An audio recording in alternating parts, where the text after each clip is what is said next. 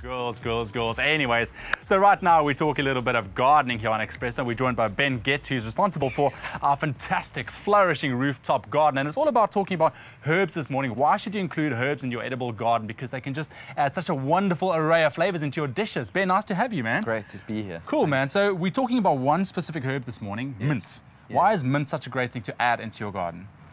Well, one of the things is mint is delicious. Everyone knows that smell, that aroma. It's great in food, in teas. It's also a good companion for the garden. But one of the main reasons to have it is it requires so little attention. Exactly. Mint is strong and wild. It can tend to take over, which is something to bear in mind. Which is a good thing if you use a lot of mint. Yeah, for sure, for sure. And it actually, a lot of plants, even vegetables, grow very well with the mint. But you have to keep an eye on it because it just keeps going. Yeah. Now, I always wanted to ask you this. I know this kind of mint because this leaf. This is the mint I know. But do you get different kinds of different species of mint plants? Absolutely. There's tons, and I've noticed that even within the same species. For example, this is chocolate mint.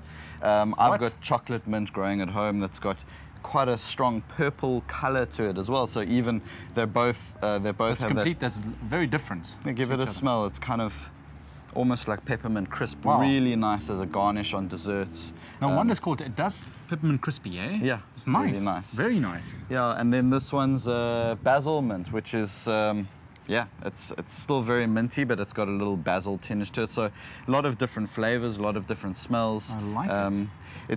It's quite great. You can go to a friend's house and just rub the mint. You see it's growing in the garden. If you like it, that's another reason to grow it. It's so easy to propagate. Yeah. Literally break off a little bit, stick it in the ground. So you don't have to plot. You can literally break off a piece and it'll just kind of grow. Yeah, you have to break off quite a large piece. Take off most of the leaves. Yeah. And kind of slide call it a slip. You slide the stem just under the surface of the soil, and most likely you do it a couple of times because not all of them will take, but some of them will take. As I said, mint is super hardy. Yes, exactly. Yeah. So you said it's also easy to grow, but what about your soil in terms of preparing it?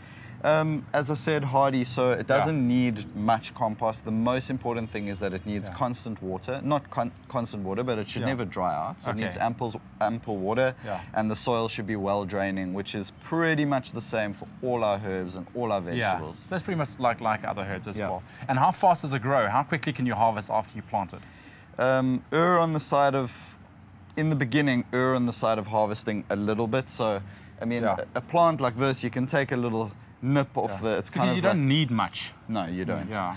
Once the plant's big and it's all over the place, you can go wild and you can take larger amounts. Yeah. But it's important to always, like with one's hair, it's kind of obvious. You want to clip the edges. So and most herbs will remain healthier if you continue to prune them and use them regularly. Even if you're not going to use it, rather dry it out and use it at a later time or give it as a gift to somebody. But you really do need to keep on top of it and prune it regularly. Man, that's awesome. I love the smell of this. Now, you want to keep your mint looking beautiful, looking healthy, but there's something called mint rust that I had no idea existed. Yeah. What is that, and how do you kind of avoid that? It's a kind of fungus. The same with any disease. The first thing to do is bolster the plant, so give it some earthworm tea, give it some compost, help to build its own immune system. Hopefully it will fight off. Yeah.